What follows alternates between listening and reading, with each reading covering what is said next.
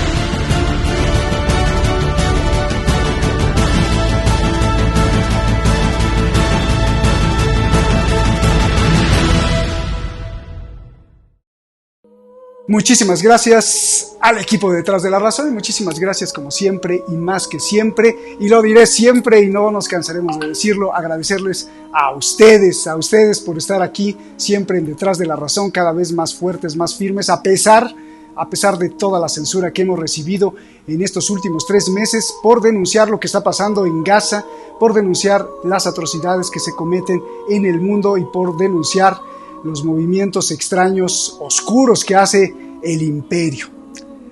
Vamos directamente con Javier Martínez. Javier, ¿cómo estás? Qué gusto saludarte en este fin de año y en este inicio de año también.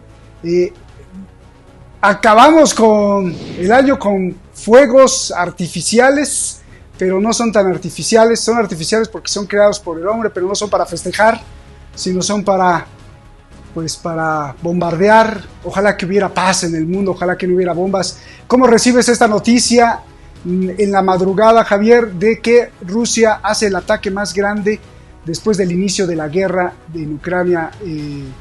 Pues ya que cumple 2 años casi, ¿no? Por favor, Javier, tu análisis de esta noticia que está impactando al mundo y con la que se despertaron muchísimos noticieros y millones de personas al ver los fuegos sobre Ucrania. Por favor. Mi querido Roberto, yo quería esta masterclass de fin de semana poder hablar de los preparativos de paz, de las negociaciones de paz, de acuerdos y no de desacuerdos y de muerte. Pero la realidad es así. Hace 3 días, el 26, hubo un ataque masivo por parte de Ucrania, un ataque contra el buque ruso de desembarco en la ciudad de Crimea de Feodosia o Teodosia. El buque es el nuevo Cherkasy. Era un buque que transportaba vehículos blindados y tropas de desembarco, esa era su función, y fue destruido por misiles fundamentalmente dados a Ucrania por Francia y por Reino Unido, y de esos misiles de hace 3 días han venido la reacción, el ataque aéreo más masivo en cantidad y en intensidad de toda la guerra en Ucrania, como bien has indicado, que se ha dado por parte de Rusia a ese ataque y destrucción a ese buque ruso de desembarco.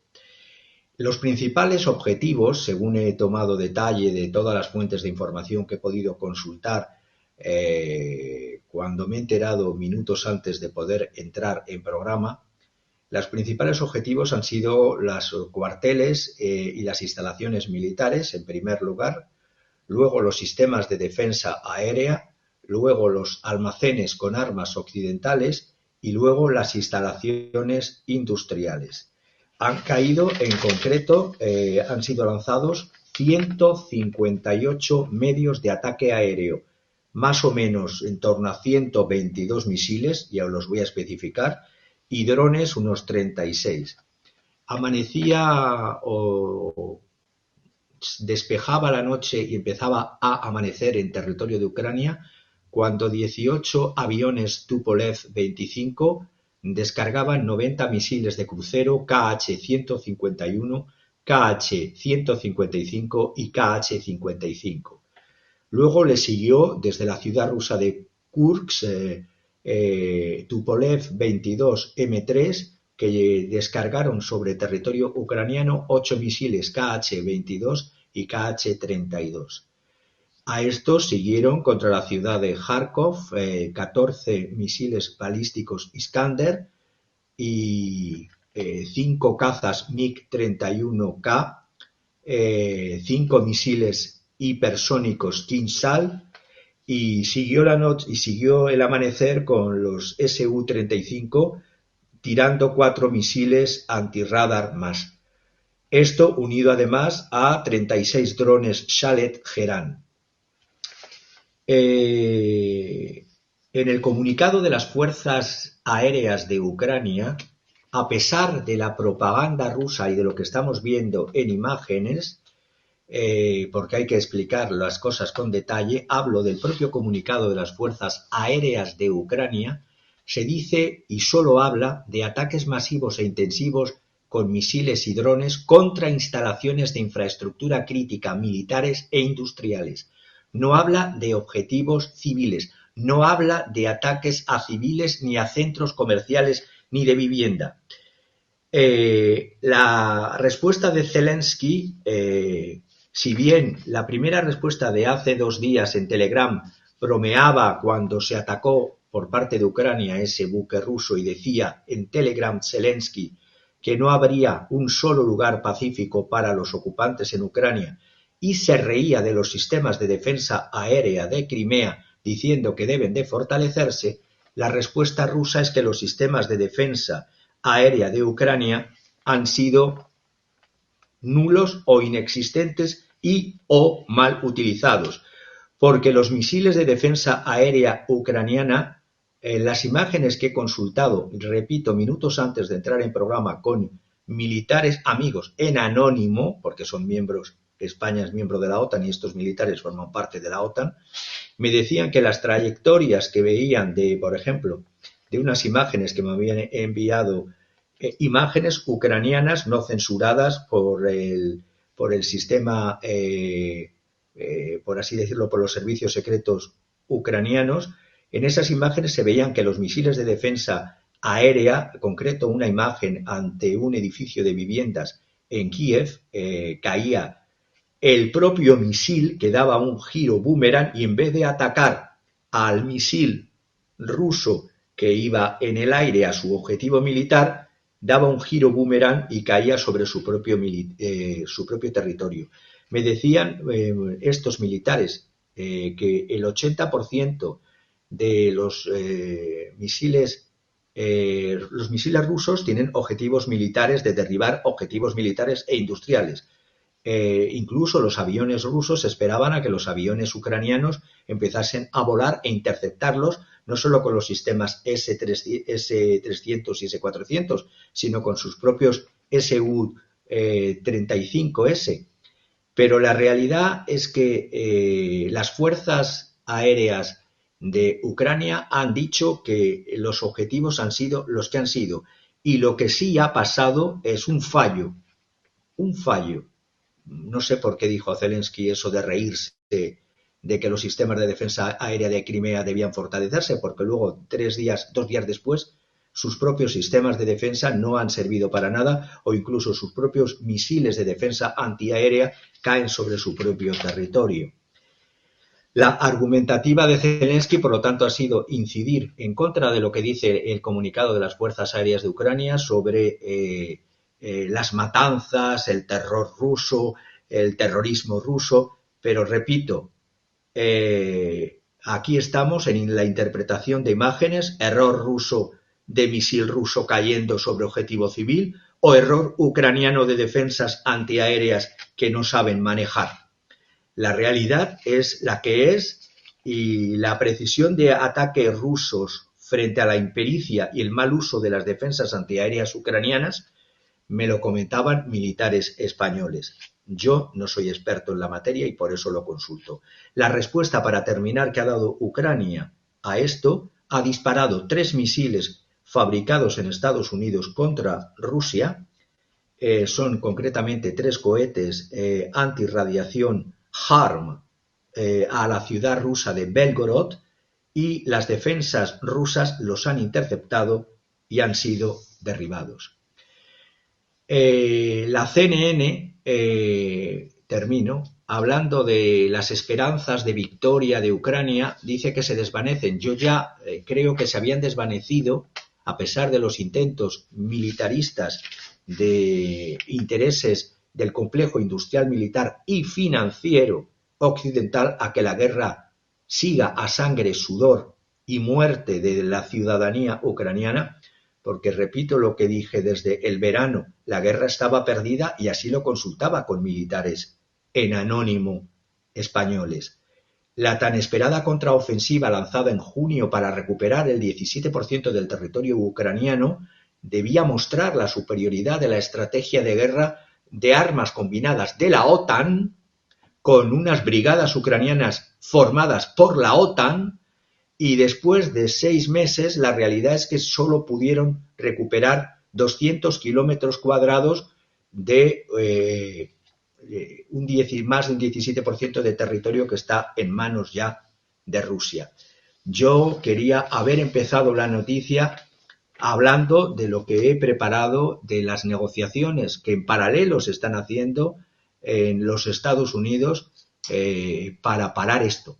Pero claro, se habla de eso y no se habla también de cómo el complejo militar industrial, que está en manos del complejo oligárquico financiero, son 4 gigantes financieros. Cuando hablamos de las 6 empresas militares, grupos industrial militar de los Estados Unidos más importantes, son 6. 6 deciden la vida y la muerte en Gaza, en Ucrania, en tantas partes del mundo. La Lockheed Martin, Raytheon Technologies, Northrop Grumman, Boeing, BAE Systems y General Dynamics. Pero estas 6 empresas es que a su vez están en manos de grupos financieros que son concretamente 4 gigantes financieros y bancos de Wall Street. Estos 4 gigantes son BlackRock Incorporation, State Street Corporation, Vanguard Group, Capital Group y luego empresas financieras como Wellington, como Fidelity, como Longview, como Invesco y como Newport Trust Corporation. Es decir, en manos de unos poquitos está la vida y la paz en el planeta. Bien, Javier, justamente este programa lo preparamos para que comenzaras con las noticias de geopolítica más importantes que apuntan para recibir el 2024 como esperanza, como un mensaje de paz, y estábamos pues muy contentos, lo charlamos tú y yo, porque se perfilaba un poquito, si no la paz, por lo menos no tanta guerra, ¿no? De hecho, habías hablado de la solución 2 Coreas, Corea del Norte, Corea del Sur, en Ucrania, o sea, como Ucrania del Sur, Ucrania del Norte, digo, a muy grosso modo, pero que apuntaba hacia la paz. De pronto aparece esto, el día de hoy, viernes.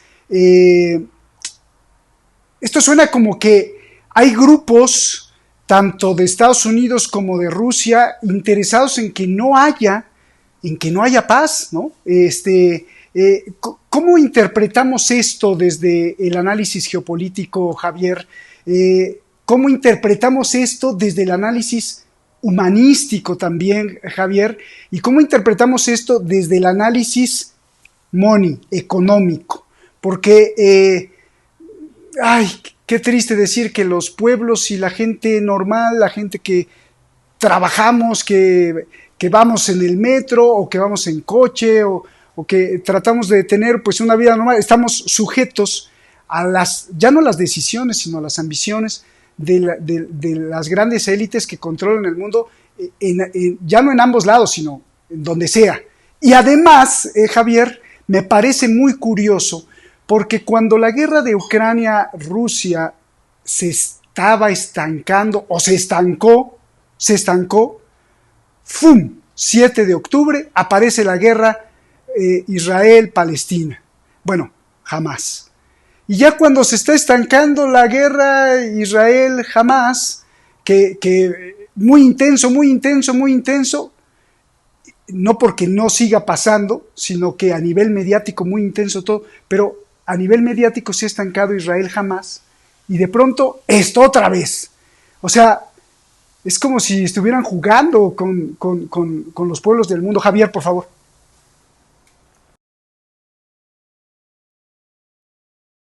En guerra, y digo muy claro, los capitalismos, y hablo en plural, políticos en guerra, defienden los intereses de las élites que gobiernan en cada una de las estructuras y macroestructuras nacionales y supranacionales.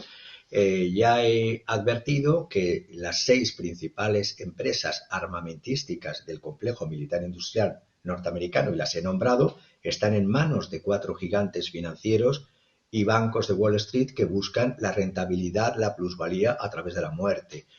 Desde la estructura cuando hablo de capitalismos políticos, aquí no es una lucha de 2 sistemas políticos distintos. Estamos hablando, sí es verdad, que el sistema político del putinismo, de Putin, está basado en un sistema político antiliberal o conservador, por una parte, y una gestión económica liberal anclada en una tradición que se remonta al siglo XIX.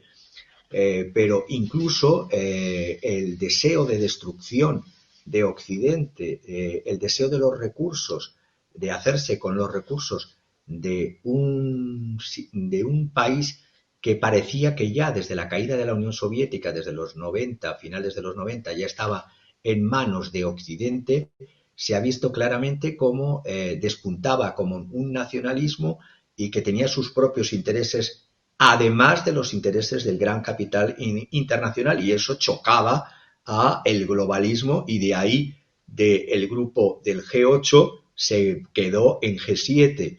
Hemos visto además como incluso dentro de Rusia los grupos, la política monetaria rusa y la política de guerra.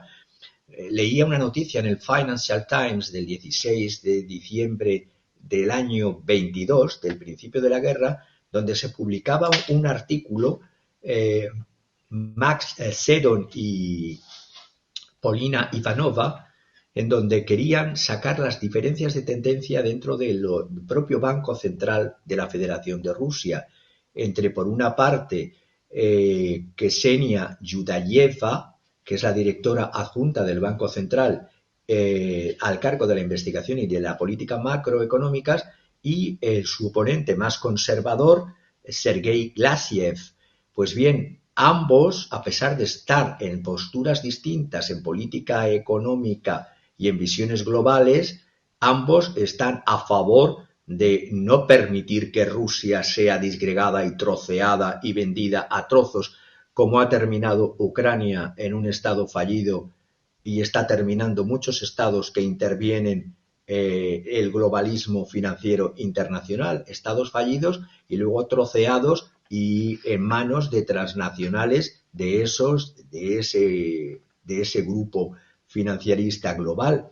Entonces, yo lo que veo es que la situación, no veo la solución. Incluso pensaba hacer para dentro de unos días un especial sobre la lucha de los capitalismos en el mundo, pero he empezado hoy, pero me he visto desbordado con todo lo de las noticias, esta primera noticia con la que nos despertábamos por la mañana. Claro, Javier, pues ahora sí, pasando de este tema, vamos a lo que justamente con lo que íbamos a analizar. Tus temas de geopolítica, las noticias más relevantes, y si no, que pues esto ya nos ocupó, si no, pues vamos directo a una de las pues aristas o puntos o ángulos creo que muy importantes para el análisis geopolítico. Irán, sus acuerdos y desacuerdos, que Irán puede ser otra vez, siempre ha sido, pero a veces el fuego crece, a veces el fuego se reduce, y creo que otra vez va a ser muy importante en el 2024 como coyuntura entre China, Rusia y Estados Unidos. Por favor. Irán es una pieza fundamental en la geoestrategia y en la geoeconomía desde principios del capitalismo y desde la lucha entre el imperio británico y el imperio ruso. Es decir, la salida hacia el Océano Índico por parte de Rusia tenía un tope y no se quería para nada que Rusia, el imperio de los zares, bajase hasta ni Afganistán, fuera del Cáucaso, ni llegase al Mediterráneo, ni llegase al Índico, ni llegase al Pacífico. Se le quería tener bloqueado marítimamente hablando. La noticia de la semana es que los miembros de la Unión Económica Euroasiática, esa unión liderada por Rusia, formada además también por Armenia, Bielorrusia, Kazajstán y Kirguistán, han invitado ya firmemente con un pacto de libre comercio a la República Islámica de Irán. Esta misma Unión Económica Euroasiática era la misma en la que ya el presidente de Ucrania, depuesto tras un golpe de Estado, Yanukovych, quería que ingresase Ucrania en vez de en la Unión Europea y en vez de la OTAN. quería una Ucrania neutral en lo militar y una Ucrania que estuviese ligada a la Unión Económica Europea, y por ende hoy Ucrania estaría también en los BRICS Plus, como está también, o va a estar también dentro de pocos días también Irán. El lunes 25 de diciembre, el ministro ruso de Desarrollo Económico, Maxim Reshetnikov, dijo que el acuerdo se volverá permanente y reemplazará un pacto temporal que tenía la República Islámica de Irán con la UEE, similar a que estaba, repito, desde 2019, pero ya va a ser permanente. Esto ya es una soldadura, un anclaje también de Irán, aparte y además de la complementariedad de ruedas de reloj suizo, como yo hice una vez, ese paralelismo de cómo se va en engranajes la economía del sur global por una parte y la economía de la BRI, de la ruta de la BRI y de los BRICS, ahora Plus, también complementario con la Unión Económica Euroasiática e Irán. El acuerdo anterior facilitó el comercio mutuo con Irán y lo incrementó a 6.200 millones de dólares el año pasado, es decir, en este año desde los 2.400 millones de dólares que se tenían en el 2019. Es decir, ha sido un incremento que ha triplicado este acuerdo anterior, el que ahora se ha convertido en permanente, del comercio y la riqueza para los pueblos y la ciudadanía de Irán con la Unión Económica Euroasiática. El nuevo acuerdo eliminará los derechos de aduana sobre casi el 90% de los bienes, mientras que el acuerdo establece un régimen preferencial con todo el comercio entre Rusia e Irán. Este acuerdo permitirá a las empresas rusas ahorrar además alrededor de 27.000 millones de rublos por año, es decir, en torno a casi 300 millones de dólares. Irán también está en el foco, como bien has dicho, de los desacuerdos, en este caso de las iras de los financieristas globalistas internacionales encabezados por la administración Biden de Estados Unidos, que ha lanzado ataques contra Irak con K, con un ataque con drones, es decir, violando la soberanía iraquí, con drones atribuyéndose ese ataque a el ataque que desde Irak supuestamente salió de fuerzas alineadas con Irán. La respuesta de Bagdad no se ha hecho esperar. Bagdad, como capital de un país que quiere devenir y ser soberano e independiente, ha condenado los ataques que mataron a un miembro de las fuerzas de seguridad iraquíes e hirieron a 18 civiles como actos hostiles. Curiosamente, en estas mismas fechas, el presidente del gobierno de España, Pedro Sánchez, estaba de visita en Irak, y cuando estaba diciendo que España mantendrá su compromiso de seguridad y de estabilidad en Irak para mantener la unidad, es bueno mantener la unidad en otro país, pero también mantener la unidad en tu país, pero bueno, mantener la unidad, la soberanía y la estabilidad del país, la respuesta de Mohamed Shia al-Sudani fue bestial, porque dijo que anunció la voluntad de su gobierno, ya la había expresado el Parlamento hace ya tiempo, hace ya más de un año, de finalizar con la presencia de esa coalición internacional liderada por Estados Unidos, ya que tener un aliado que dice que te protege pero que derriba misiles contra tu propio territorio, pues hombre, tener a alguien que te protege a fuerza de cañonazos, pues mejor es no tenerlo. Entonces dijo a eso que por una parte nuestro presidente decía de mantener la presencia de tropas españolas. Recuerdo que hay 362 soldados españoles de fuerzas de la OTAN bajo el mando de España en Irak, y el presidente de Irak, que es quien tiene que decidir, dijo claramente que es hora de poner fin a las fuerzas extranjeras en el país, mientras repudia los ataques brutales de Estados Unidos a las bases, dijo textual, de fuerzas populares en Irak. Eso ha sido la noticia. Sí, Javier, te interrumpo nada más para apuntar algo. Fíjate, el cable noticioso que nos acaba de pasar Shadi, que John Bolton dijo: Occidente puede que no tenga otra opción más que atacar a Irán.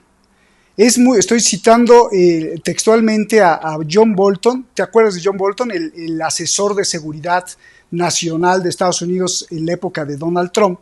Dice John Bolton: es muy probable que solo la fuerza militar directa aplicada contra objetivos críticos dentro de Irán, haga entender a los iraníes que ha calculado, que haga entender al gobierno de Teherán que ha calculado muy mal, no solo respecto a Israel, sino también respecto de Occidente en general. Esto lo dijo el que hoy ya es ex asesor de seguridad nacional de Estados Unidos, John Bolton, el gran John Bolton para Donald Trump, que lo puso ahí porque dijo que John Bolton iba a provocar la paz mundial en la época de Trump. Claro, tremendas palabras, ¿no? O sea, se presagia algo para el 2024, Javier. Se presagia, se busca, se quiere que Irán caiga en la trampa de atacar primero para buscar la excusa perfecta de iniciar una guerra de aniquilación, porque John Bolton, curiosamente, es el que está presente en París en esas fiestas de la organización de los mujahidines del pueblo de Irán, del PMOI, MEC o MKO, los Mujahedin Ejal, y que es un grupo que sabemos violento, es un grupo terrorista, y Occidente, con esa visión tan, y lo digo con ironía, tan buena, quiere salir de Málaga para meterse en Malagón. Y claro, desde esta perspectiva viene al pairo, viene a cuento muy bien traído la nota que nos apunta Shadi, porque curiosamente cuando se estaba produciendo estos ataques por parte de Estados Unidos a territorio iraquí, diciendo que eran respuesta, repito, a un ataque de Kataeb Hezbollah a la base aérea de Erbil, que hirió a 3 miembros del servicio USA, a quienes se les está pidiendo desde hace más de un año que por favor dejen nuestro país, el ministro de Defensa Lloyd Austin dijo: los ataques son necesarios y proporcionados y con el objetivo de perturbar y degradar las capacidades de los grupos alineados con Irán responsables de los ataques con el personal USA. Y decía falsamente Lloyd Austin: prefiero la sinceridad de John Bolton, prefieres que digan la verdad, porque decía Lloyd Austin: aunque no buscamos escalar en el conflicto en la región, eso en lógica y en estudios de lógica se llama la excusatio non petita accusatio manifesta est. ¿Qué quiere decir este latinajo? Quiere decir que cuando alguien dice no buscamos escalar el conflicto en la región, cuando alguien da una excusa no pedida, es una acusación manifiesta de cuál es la real intención que tienen sus palabras. Eso es el análisis en lógica y en argumentación y en retórica. Excusatio non petita, accusatio manifesta, es que viene perfecto lo que acaba de poner en cable John Bolton, porque aunque diga el ministro de Defensa Lloyd Austin que no quieren escalar el conflicto en la región, lo que están buscando, y además voy a poner para terminar un ejemplo de cómo lo están escalando de múltiples vías. Hace días el Tribunal de Apelación de Suecia fallaba el 19 de diciembre confirmando un fallo del Tribunal de Distrito de Estocolmo del año pasado, del 2022, en un proceso que se inició el 2021, lo que yo llamo en derecho el asunto, el affaire Hamid Nouri.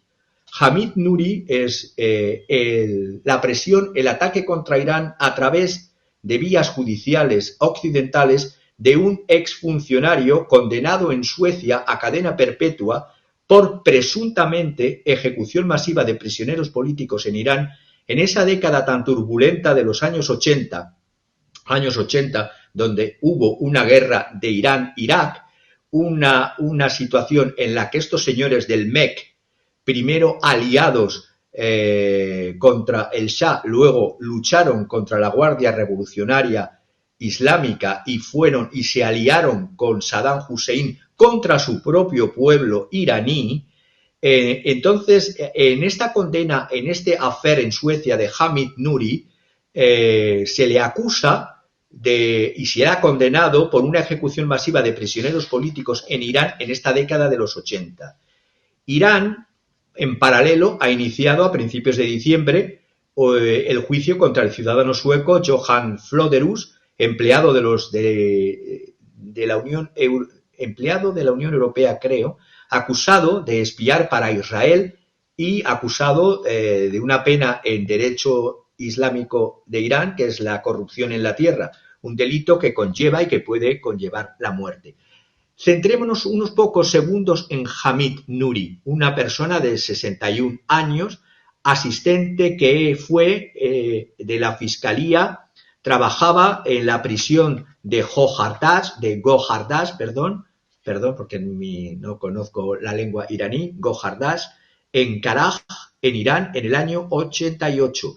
Allí lo único que supuestamente se le achaca es que sí, murieron 5.000 prisioneros políticos con delitos de sangre, ojo, y que Nouri y otros organizaron y participaron, según la fiscal del tribunal sueco Kristina Lindolf Carlsson, en organizar y participar en ejecuciones seleccionando qué prisioneros debían comparecer y ser juzgados ante una comisión similar a un tribunal que tenía la tarea de decidir qué prisioneros debían ser ejecutados.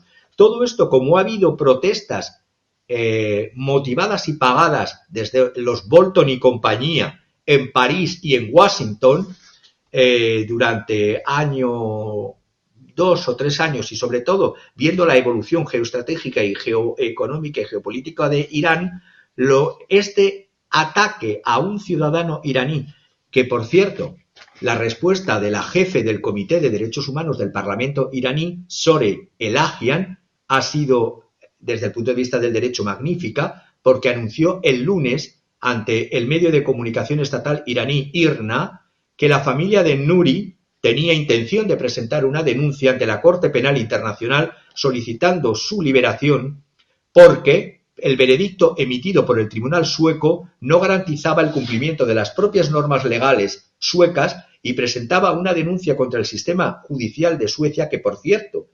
ya ante la Corte Penal Internacional, que ya ha sido denunciado porque por muchas instancias internacionales, porque entre otras cosas Nouri, como informó Sore Elahian, estuvo en régimen de aislamiento durante 50 meses de aislamiento, y los testimonios que se han utilizado en su contra son falsos, porque Suecia, aparte de haber sido criticada por el Comité contra la Tortura de Naciones Unidas por abuso, como en este caso, del régimen de aislamiento, 50 días de aislamiento, Nouri, que sepamos, fue arrestado en el aeropuerto de Estocolmo en el 2019, se le acusó de estas masacres, se le han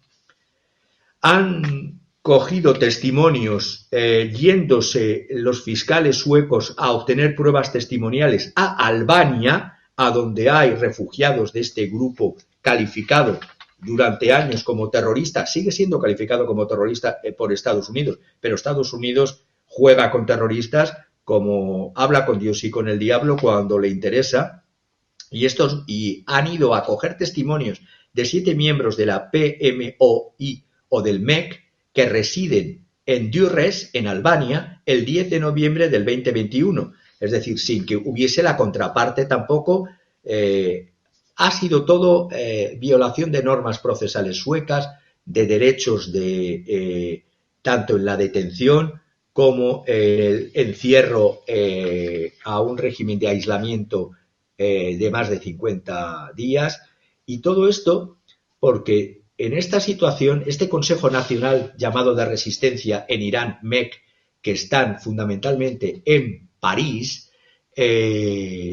ya he dicho que durante la guerra de Irán-Irak del 80 al 88 hubo una fatua en el 88 de Khomeini en donde condenaba a este grupo porque se habían producido, a pesar de que se diga crímenes de guerra y crímenes contra la humanidad del 88 por parte del régimen iraní, y lo sacan ahora como si no hubiese crímenes de guerra más recientes que se están produciendo en Gaza, por ejemplo, pero debe ser que hay crímenes de primera, hay dobles estándares. Con esto quiero decir que si yo tengo que atacar crímenes de guerra y delitos contra los derechos humanos y contra el derecho internacional, lo ataco allá donde se produce en cada momento y no juego con esta regla que tienen muchos en Occidente de tener dobles estándares, dobles varas de medir, enfoques selectivos de qué estados pueden ser atacados en el marco de los derechos humanos de la ONU y qué otros estados son inapelables, inatacables e inviolables. Entonces, si la justicia ha de ser universal, que lo sea. Y si no, que se dejen de pantomimas. Creo que dejaste muy bien explicada la posición geoestratégica de lo que podría pasar en el 2024 con Irán y de lo que está pasando. Creo que es muy importante abordar, como lo haces, desde todos los puntos, tanto jurídico como económico, y los movimientos de Bolton. Yo me acuerdo que aquí en Detrás de la Razón denunciamos hace mucho tiempo, en la época de Trump, cómo John Bolton cobraba miles de dólares o le pagaban miles de dólares, justo los mujahedines, el Mujahedin Halq, que son los terroristas calificados como terroristas por el gobierno de Irán, justamente los que se fueron del lado de Saddam Hussein y que viven acogidos ahí en París, y le pagaban, este grupo poderoso de iraníes le pagaba mucho dinero a Bolton para que fuera a dar conferencias en sus foros y en sus festivales y festejos, y bueno, pues por ahí van las cosas. Javier, pasamos al punto, bueno, ya tocaste lo de Corea, no sé si quieras profundizar la solución dos Coreas, y tenemos en puerta los desafíos para el 2024, tanto de China como para Rusia, de los BRICS.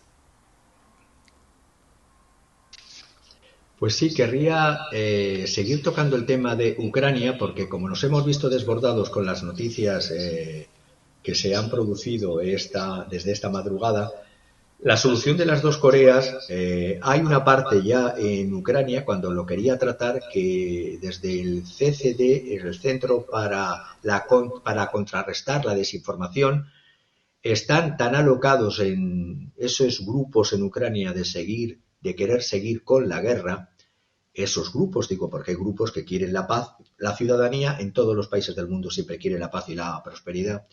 Según el CCD ucraniano, estaríamos viendo que el propio New York Times también está a favor de la conspiración prorrusa. Sí, es curioso, hasta allá los medios de información norteamericanos para este grupo ucraniano de Centro para Contrarrestar la Desinformación, vía Telegram, todo esto por una noticia que el New York Times publicó el sábado 23, que titulaba Putin señala silenciosamente que está abierto a un alto fuego en Ucrania. Claro, quienes firmaban este artículo lo hacían, y claro, el dedo de Kiev a través de este centro decía que el reportero de investigación del New York Times, Anton Troyanovsky, es un espía ruso, que el reportero de seguridad nacional del New York Times, Adam Entous, también es un espía ruso, que Julian Barnes, el periodista, son agentes rusos, según este CDD, y lo más monstruoso es que al decir esto, este tipo de grupo de Centro para Contrarrestar la Desinformación en Ucrania, está colocando a estas personas como un blanco para cualquier trastornado troll pro-ucraniano que les pueda matar en Nueva York. Sobre todo porque lo único que estaba haciendo ese artículo estaba, al contrario, analizando ese artículo de Putin quietly signals he's open to a ceasefire in Ukraine. Putin señala silenciosamente que está abierto, exactamente ese, a un alto el fuego en Ucrania. Lo resumo muy rápido. según el New York Times, que estaba preparándose evidentemente ya alto el fuego, es que Rusia ya estaba enviando sondeos a través de Putin desde septiembre, después de que su intento inicial fracasase en otoño 2022. En el resto del artículo se habla de cómo supuestamente llegó a aprobar lo que ellos presentan como, es curioso como la propaganda occidental quiere dar la vuelta a la tortilla, como una admisión tácita por parte de Putin de una derrota estratégica. Luego finaliza con una nota escéptica diciendo que bueno, pero no se puede confiar ni en Putin ni en Rusia. Pero esto, no obstante, sigue por la vía de buscar un alto el fuego. Esta supuesta primicia, que la pone el New York Times, tampoco es tan primicia, porque ya en septiembre del año 2022, después de los referendos de las cuatro antiguas regiones ucranianas de Luhansk, de Donetsk, de Zaporizhia y de Gerson, Crimea aparte, se decía el 21 de septiembre del 2022 que la operación militar especial de Rusia pronto podría transformarse en una defensa de sus propias fronteras. Hombre, claro, si los incorporaban ya como territorio ruso, ya no se andaban los militares con esas medias tintas de esos reveses que tuvieron en la región de Kharkov, que recibieron, por cierto, recordemos las críticas de Ramzan Kadyrov en el curso de la operación especial en manos del Ministerio de Defensa. Y desde septiembre, desde esos referéndum, vimos la rápida caída de Izium en la provincia de Kharkov, pero esa derrota rusa sirvió de acicate, con la incorporación de estas repúblicas, a que la mentalidad rusa militar cambiase. Ya no se estaba por defender a un aliado en territorio ucraniano, sino en defender territorio ruso. Y eso, lo que los occidentales decían que se iba a producir, lo que el pintor polaco Jan Matejko pintó en el Stanchik, es decir, como que todos estaban brindando en el Kremlin, en esa pintura de la pérdida de Smolensk en una batalla perdida por los zares de Rusia en aquel entonces, se dio la vuelta a la tortilla desde entonces. El conflicto ucraniano pasó a ser un conflicto verdaderamente internacional y se quitaron las caretas, se vio claramente que no era solo entre Rusia, Ucrania y Rusia, sino entre Rusia y la OTAN. Y Rusia ejercería desde entonces una autodefensa consagrándose en la ONU, pero sin correr el riesgo de desencadenar una tercera guerra mundial que hasta ahora ha evitado Putin y que por eso tenía también en su seno, en Rusia, grupos que le tachaban de blando o que le tachaban de que no iba hasta donde tenía que ir. Recordemos los desaparecidos en Rusia. A partir de ahí se empezó a usar armas, se empezó a amenazar con el uso de armas nucleares tácticas, a lo sumo en el peor de los casos, porque era seguir la doctrina de seguridad rusa, es decir, como es territorio ya ruso, todas esas repúblicas, ya cualquier pérdida de eso es impensable. Varios días después de la sesión que tuvo Putin el 19 del 12, el Financial Times presentó la derrota de Ucrania como una victoria. Se está presentando desde los medios occidentales, ya sea el New York Times o el Financial Times, como una derrota estratégica de Rusia para justificar que Ucrania, la derrota de Ucrania, como una victoria para justificar la congelación en el conflicto y que se busque lo que dicen, y termino, varios militares desde Occidente. Estoy pensando en James Stavridis, es comandante supremo de la OTAN, así como el propio militares en Rusia en Ucrania, que han tenido disputas hace semanas, llevan teniendo disputa con el gobierno de Kiev para que se pare la guerra, pero a ver cómo se vende la guerra. ¿Cómo se vende ahora tierra por paz? Porque se quiere, e incluso el candidato presidencial republicano en tercer lugar en Estados Unidos, Vivek Ramaswamy, este comandante supremo de la OTAN, el almirante Stavridis, y el senador Vance de Ohio, el senador Vance, están pidiendo que se interprete como una derrota estratégica de Rusia y que como Ucrania ha salvado el territorio. Eso sí, la paz tiene que concederse, tierra para la paz, y se tiene que cambiar desde Occidente la narrativa. Y esto es lo que se estaba preparando en círculos, que voy a seguir comentando ahora, hasta lo que ha pasado hace 3 días, primero con el buque ruso destruido por Ucrania y ahora con la respuesta rusa. La realidad es que el Financial Times escribía que Ucrania y sus partidarios necesitan un camino creíble hacia la victoria. Ese era el titular. Ukraine and its backers need a credible path to victory. Esto lo escribía Gideon Rachman en el Financial Times. Y por lo tanto, viendo que la contraofensiva fracasó frente a la ofensiva rusa, más que una paz, lo que se intentaría buscar es un armisticio, es decir, una cesación del fuego, al menos, si no un armisticio, un parar la guerra y un establecer una frontera con una barrera territorial intermedia entre lo que sería la Ucrania tras el cese el fuego y lo que serían las repúblicas ya territorio ruso, y esa es la solución de las dos Coreas, que quiere, repito, hasta el candidato a presidente de Estados Unidos en tercer lugar por el Partido Republicano, Vivek Ramaswamy, y otros, como he señalado, el antiguo responsable de la OTAN. El problema está, y permíteme que siga con esto solo unos minutos, el problema está en cómo negociar con Rusia salvando la cara al mismo tiempo de Occidente. Porque si el canciller alemán Olaf Scholz entona siempre esa frase alemana de nicht verhandeln mit Russland, nada de comerciar con Rusia, esta misma semana, y es algo que te quería traer como primicia, se estaba negociando en Washington a través del nuevo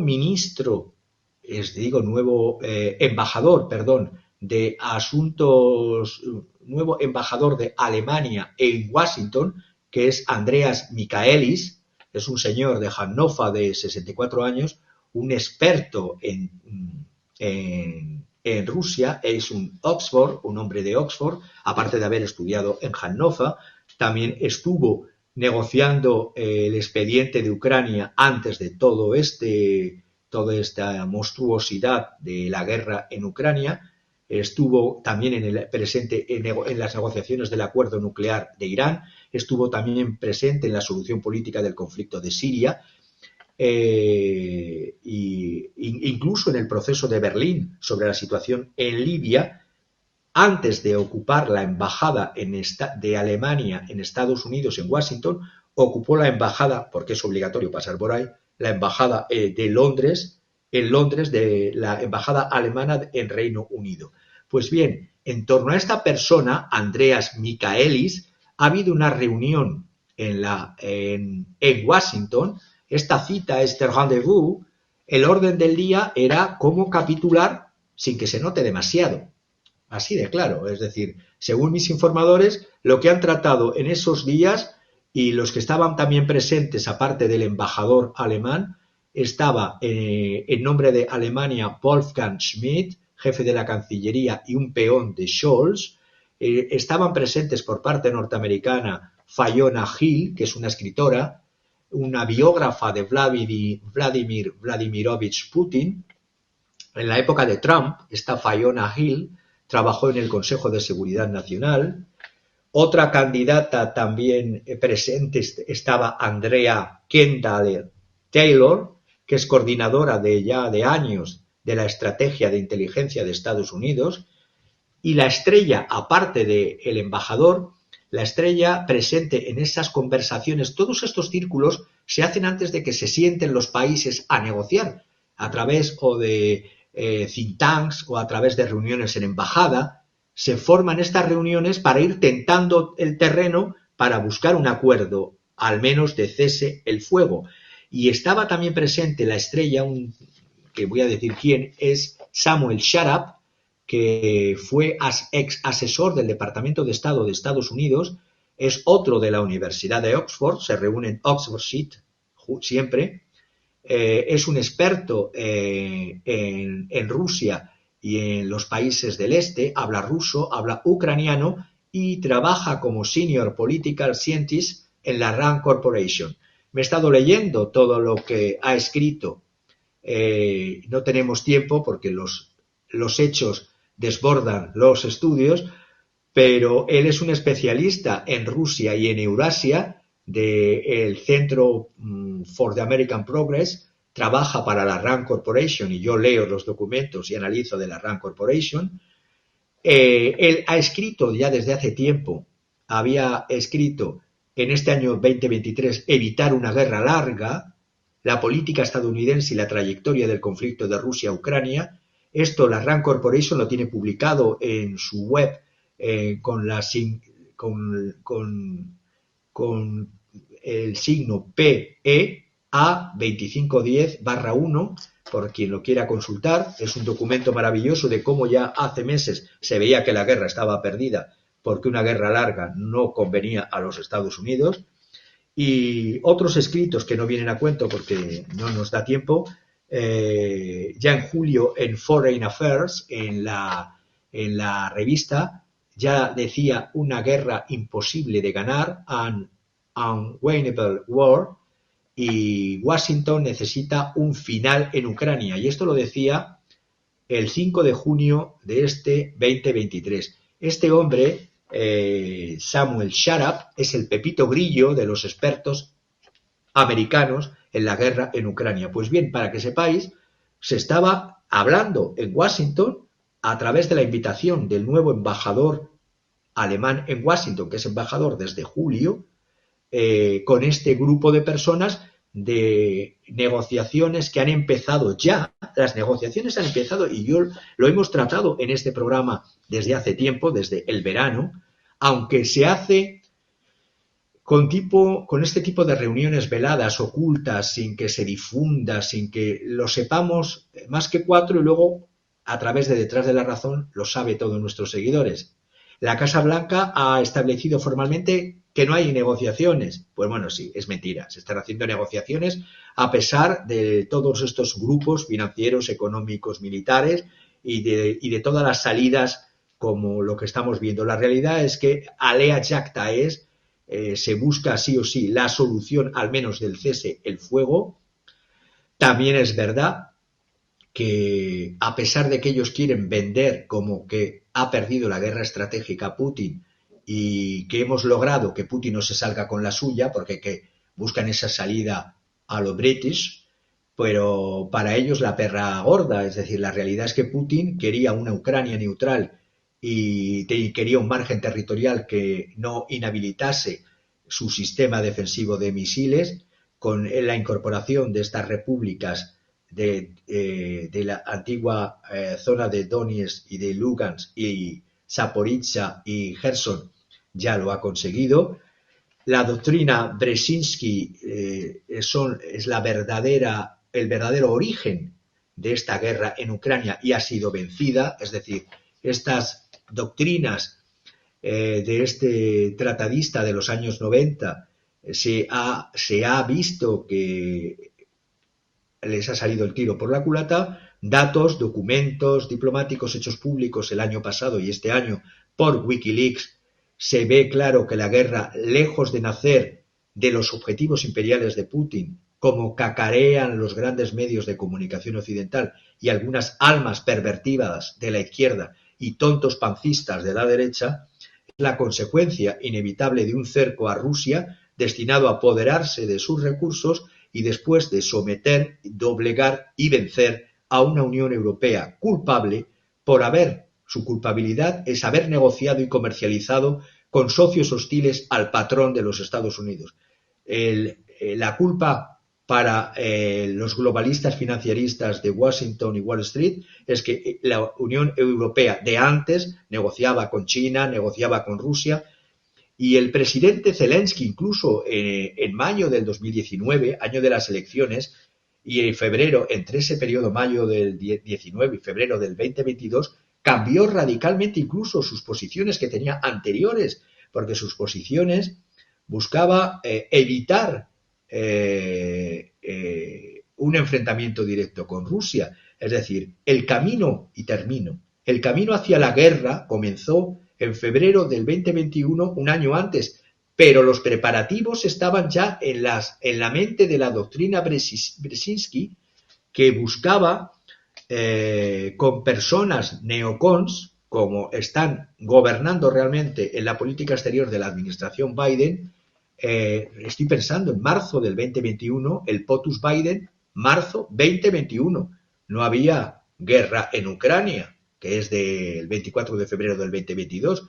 Llamó a Putin el POTUS Biden en una entrevista asesino. Esto no se había producido jamás ni en las fases más brutales de la Guerra Fría, cuando existían el bloque soviético y el bloque norteamericano.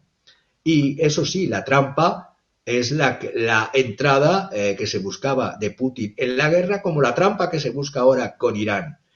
El POTUS Biden nombró, recordemos, a William Burns, ex diplomático y ex embajador de Rusia, y a partir de ahí, lo dije también hace meses en este programa, habría no solo un enfrentamiento con China, que es lo que se está buscando en la zona del Pacífico Occidental, sino que habría un enfrentamiento con Rusia. Entre los días 18 al 20 de febrero del año 22, días antes de la operación especial o operación llamada militar especial rusa, hubo violaciones de la tregua fronteriza que delimitaba el territorio del Donbass. Pasó de haber 60 incidentes que solía haber por día desde el 2014 a más de 2.000 episodios por día. Todo esto, los informes de la misión especial de vigilancia en Ucrania de la OSCE son claros e inequívocos. No solamente hubo una guerra civil en Ucrania del 2014 al 2022, sino que Occidente se meó, y lo digo textualmente, en los acuerdos Minsk I y Minsk II.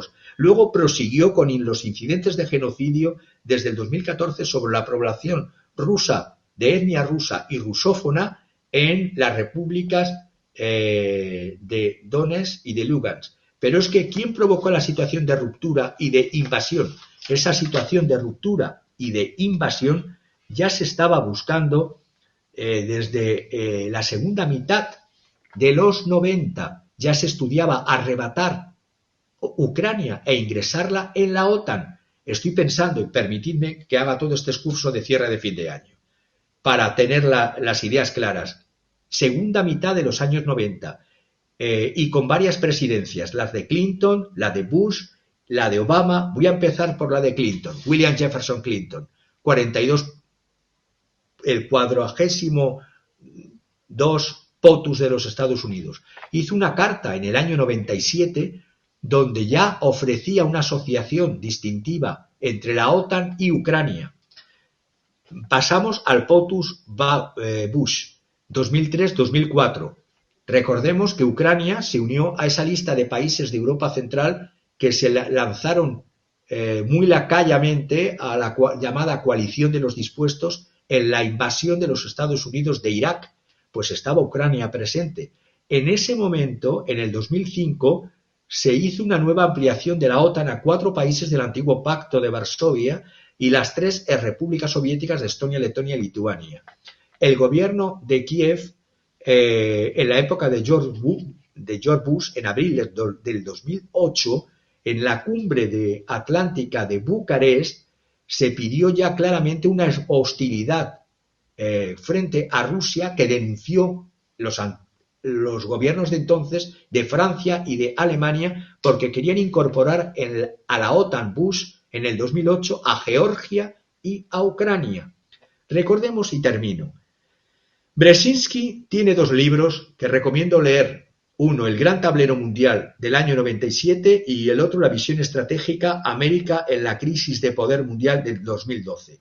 De los finales de los 90 hasta el 2012 es, por así decirlo, la expansión y la unipolaridad de la hegemonía de los Estados Unidos. Se produce un cortocircuito entre esas fechas, 1991 y 2012. El cortocircuito es la Conferencia de Seguridad de Múnich en el año 2007, donde Putin buscaba, denunciaba que después de todos los intentos que había hecho, porque Putin es ya lo he dicho muchas veces en este programa, Putin hubiese aplaudido y bailado si se hubiese mantenido los acuerdos de respeto de la integridad y soberanía rusa, pero a él manteniéndole dentro del G8. La Rusia de Putin buscó y logró en sus primeros años de gobierno una fuerte integración con la estructura internacional del sistema capitalista, porque hay que hablar de geoeconomía, en particular con las redes de finanzas globales. Hubo un ciclo de acumulación capitalista en esta primera década de Putin, desde los años post-Yeltsin. Y esto generó un excedente de capital que se puso a invertir ¿en dónde? En Ucrania, donde necesitaban inaccesibles recursos, una parte por Rusia y por otra parte por Occidente, que se disputaban ese territorio.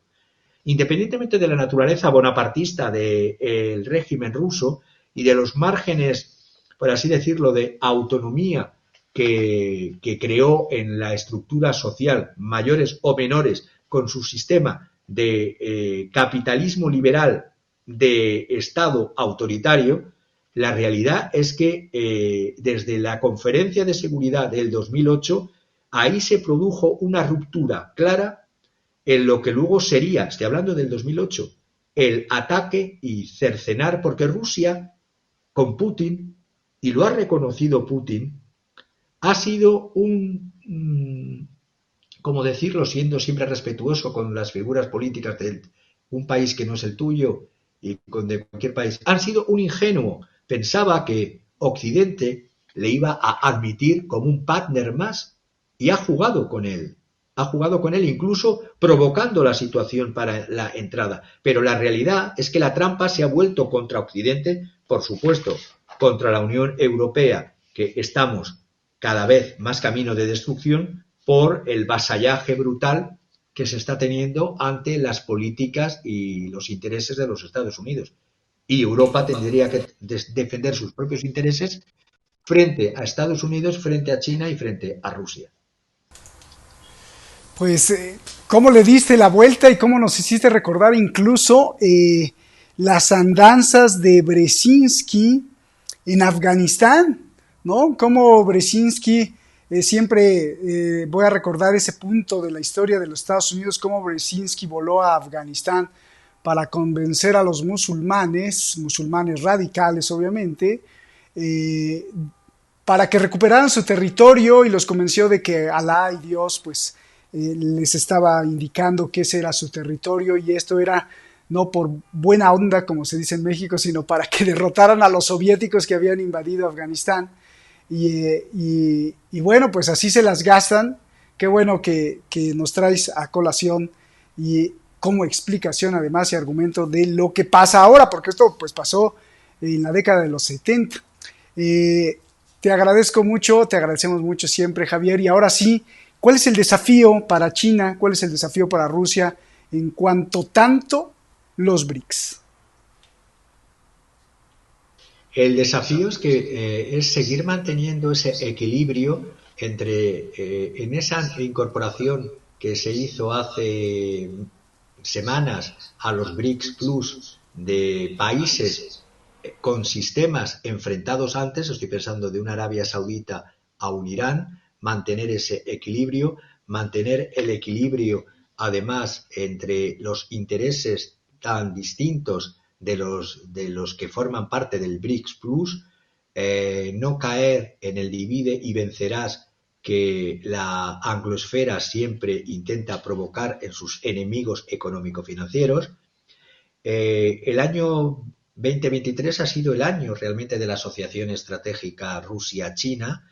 En los 11 primeros meses del año en curso, el comercio entre ambos países ha superado la cifra de los 200.000 millones de dólares, cifra que esperaban alcanzar en el año que viene, es decir, ha habido un adelanto, es decir, todo lo que ha perdido Europa lo ha ganado China. Y la integración entre ambas economías, como vengo repitiendo con datos desde hace meses. La semana pasada vimos al primer ministro ruso Mikhail Mishustin con una gran delegación, una enorme delegación, viajó y se reunió en Pekín, en Beijing, por una parte con el presidente Xi Jinping y con el primer ministro Li Qiang. Ahí esto fueron los días 19 de diciembre y 20 de diciembre, visita de 2 días. Ahí se ha fortalecido aún más todavía la Asociación Cooperación Estratégica Integral. El bloque Eurasia cada vez se está integrando más, no solo en cooperación energética, en todas las fases de producción, que eso es lo importante, es decir, el gas y el petróleo en todas las fases de producción, sino cooperación industrial, cooperación de complejos urbanísticos y de tanto vivienda como de trabajo a lo largo de la frontera. Un mes antes, en noviembre pasado, un general chino de alto rango fue recibido en Moscú y también se van acercando en temas militares donde antes era imposible pensar, y pensemos en la era Kissinger. Yo creo que Kissinger se murió, aparte de por edad, pues por ver la estupidez de la administración Biden, que ha acercado como nunca a lo que él había logrado que dos países que todos tenían sistemas políticos similares. Pensemos, la Unión Soviética se decía un país socialista en vías de transición al comunismo, y la República Popular China un sistema socialista en vías de transición al comunismo. Pues bien, Occidente logró en la era Kissinger y con Nixon y durante mucho tiempo el mantener divididos a dos países que hoy tienen sistemas político-económicos distintos, pero están más unidos que nunca. Y esto hay que achacarlo a la falta de inteligencia, a la estupidez, a la soberbia de Occidente. Repito, la cooperación este año 2024 va a más entre los dos grandes de Rusia-China, China-Rusia. El eje de equilibrio que Rusia sabe hacer y jugar también entre China y la India, India y China, el desarrollo del BRI, de la ruta BRI, a pesar de todos los ataques que se intentan por parte de actos terroristas de todo tipo desde Occidente, y por supuesto los BRICS, va a ser el año 2024 el año de los BRICS. Occidente, si nos centramos en Europa, pues las últimas noticias de esta semana ha sido el 12º pack de sanciones antirrusas. Es curioso, son sanciones antirrusas que el primer tiro se pega en los pies y en las manos de los ciudadanos de la Unión Europea, es decir, los primeros perjudicados. Ahora se dice que no va a haber diamantes rusos, ni naturales ni sintéticos, y ya vimos las sanciones con más detalle la semana pasada.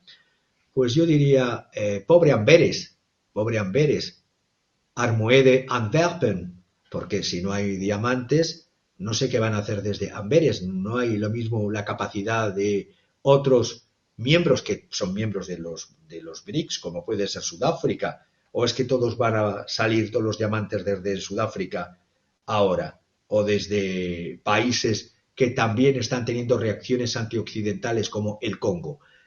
La realidad es que Occidente se está labrando su propia tumba y, repito, está uniendo como nunca a grupos, a países y que antes mantenían una coexistencia pacífica pero no eran aliados, y les está haciendo que sean aliados.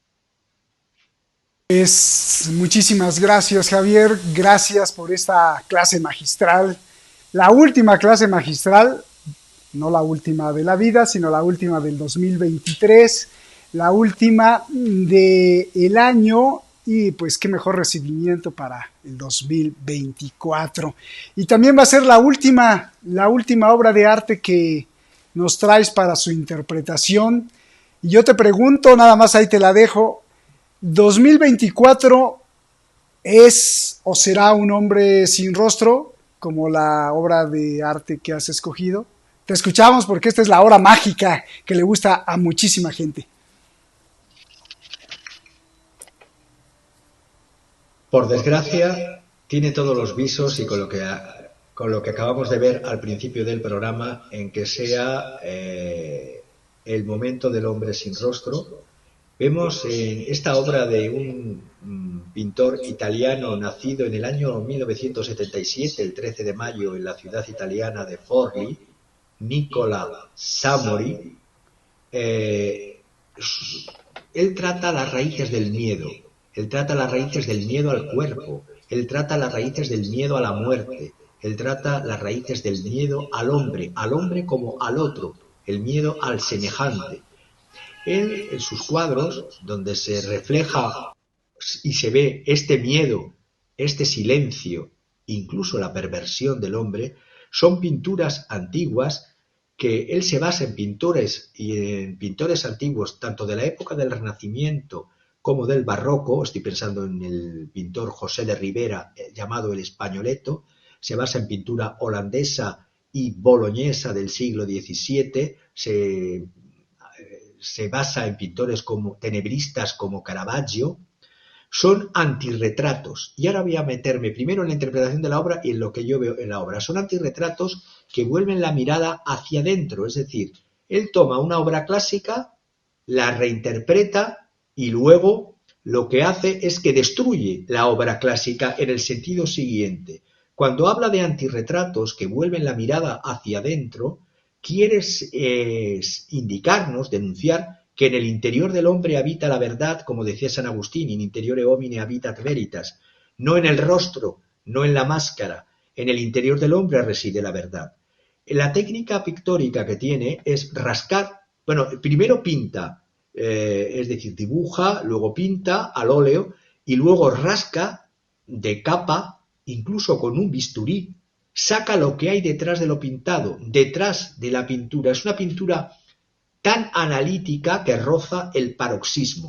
Expone en el interior de la pintura, mediante la eliminación de capas, como si fuera... él quiere reflejar una frescura y una intensidad desconocida en los tonos exteriores, no solo en lo que pinta sobre el óleo.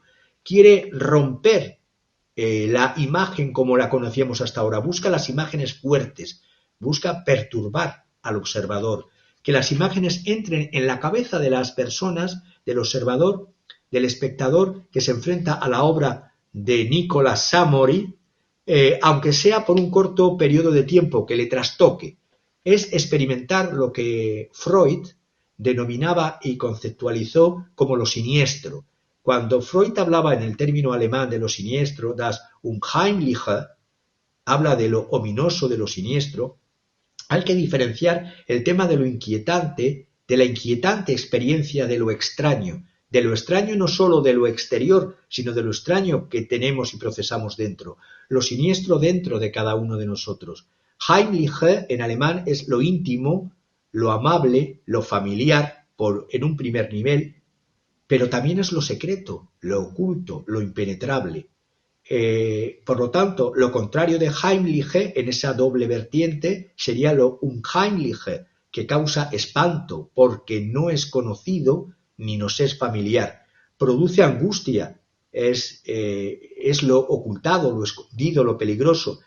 Es la actividad psíquica del inconsciente dominado por un automatismo de una pulsión, de una repetición compulsiva, de un impulso de repetición y descubrió la llamada pulsión de muerte. Frente al principio de placer, la pulsión de muerte muchas veces domina al humano y a los humanos y les arrastra a las guerras, les arrastra a la destrucción. Y por eso tenemos que empezar a mirarnos en el interior, tenemos que empezar a analizar al hombre sin rostro como al otro, como un semejante, con sus partes de luz y sus partes de oscuridad, pero no dejarnos arrastrar nunca por el principio, por la pulsión de muerte, que es un impulso de repetición destructivo hacia la nada. Yo recomendaría para estas fechas, para estos regalos de Navidades, un libro de una escritora de ciencia ficción que muchas veces es mejor. Yo me gusta leer ensayo filosófico, pero a veces, como es muy arduo o una tarea muy árida, lo mismo una novela de ciencia ficción que tenga estas ideas sirve para acercar al público lo que es la filosofía. La obra de Ursula K. Le Guin se llama Los desposeídos.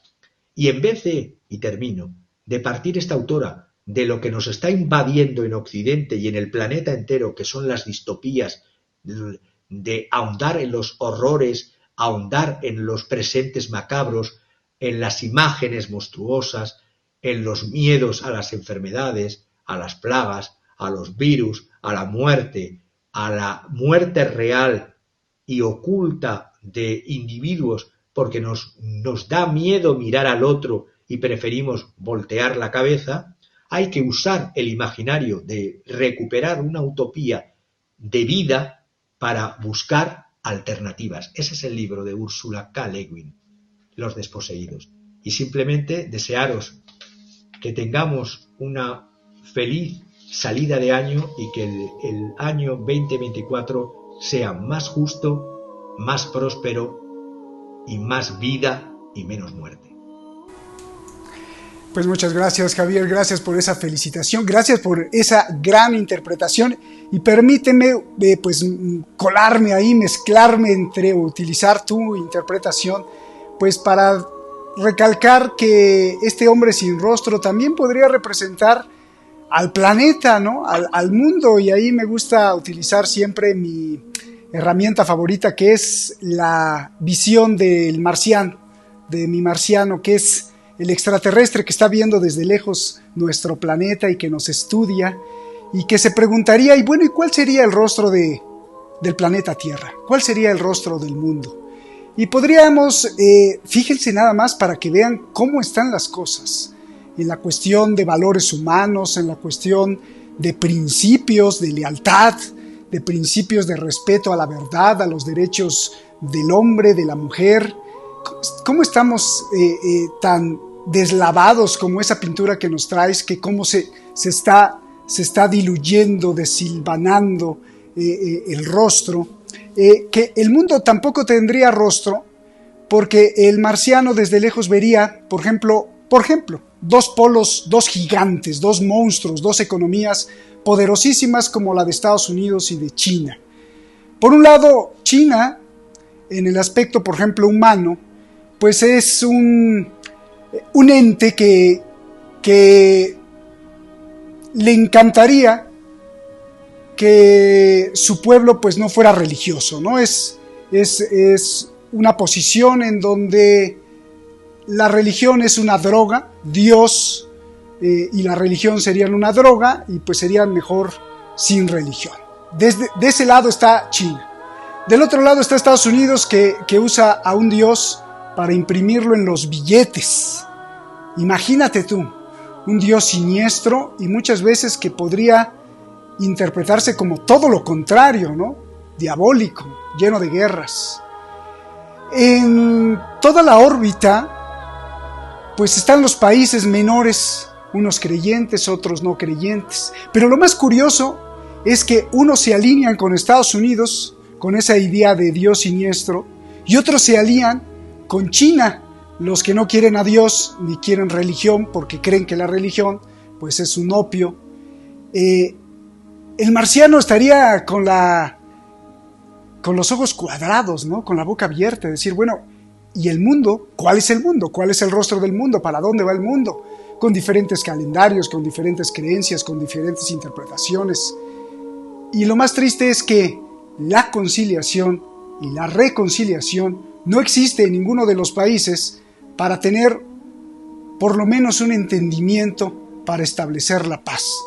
Y la prueba fehaciente de lo que estoy diciendo es que solo basta mirar la historia, no años para atrás, porque desde hace miles de años están peleando, sino unos segundos para atrás, justamente lo que pasa hoy, las bombas del cielo, las luces, las estrellas de Navidad, hoy más que nunca son estrellas de misiles. Muchísimas gracias, y aunque suene tétrico este mensaje para acabar el año, pues la luz nos va a dar siempre la esperanza, pero no la luz en contra de la oscuridad, sino ese principio de amor al prójimo. Muchísimas gracias, Javier, un abrazo, hermano, gigante a toda tu familia y a ti que nos estás viendo en cualquier parte del mundo. Muchas gracias por los saludos que nos envían desde Hawái, desde la India, desde China también que nos ven. Muchísimas gracias a todos los hablantes de español. Gracias por estar aquí, gracias por estar en este año con nosotros, cada vez más fuertes, cada vez con más seguidores, mucho más fuertes que muchas televisoras. Detrás de la Razón, pues ha seguido permaneciendo vivo gracias a usted. Feliz año nuevo 2024 a nombre del equipo, a nombre de Shadi, a nombre de toda la familia Detrás de la Razón. Feliz año nuevo. Nos vemos hasta la próxima, quizás hasta el año que entra. Gracias.